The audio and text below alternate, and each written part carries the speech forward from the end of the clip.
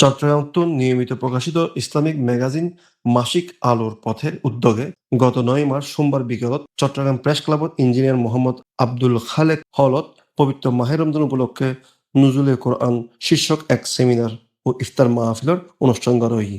চট্টগ্রাম বিভাগীয় সমাজ কল্যাণ ফেডারেশনের মহাসচিব আলহাজ হাফেজ মাওলানা মোহাম্মদ আমানুল্লাহর সভাপতিত্বে অনুষ্ঠানের প্রধান অতিথি আসিলে আলহাজ মোহাম্মদ আবু সুফিয়ান এমবি। সেমিনারের মূল প্রবন্ধ উপস্থাপন করছিতে এলসিওআইকিকি তুরস্কর চট্টগ্রাম অঞ্চলের ব্যবস্থাপক নাইমুল হক জিএম মামুনুর রশিদ সঞ্চালনায় অনুষ্ঠিত সেমিনারের বিশেষ অতিথি হিসেবে উপস্থিত আছেন বাশার গ্রুপ কোম্পানির chairman and CO Alhaj Abul Bashar Abu.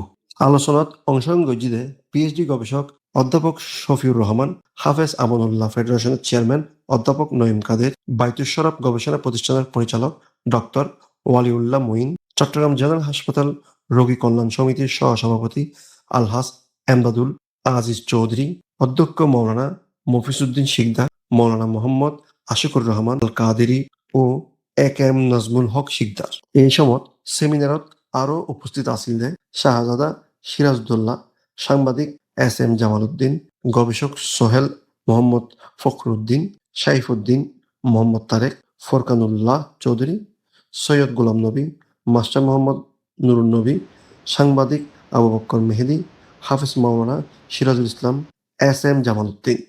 Seminar ও ইফতার মাহফিলত সার্বিক তত্ত্বাবধানত আসিলে মাসিক আলোর পথের সম্পাদক সোহেল তাজ, মোনাজাত পরিচালনা করছিতে মাসিক আলোর পথের পৃষ্ঠপোষক ও সলিমা সিরাজ, মহিলা ফাজিল মাদ্রাসার আরবি প্রভাষক শাহজাদা মহিউদ্দিন মজিদি।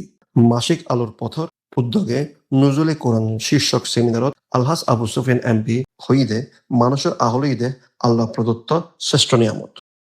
Javed Sarwar, C71 news, Chittagong.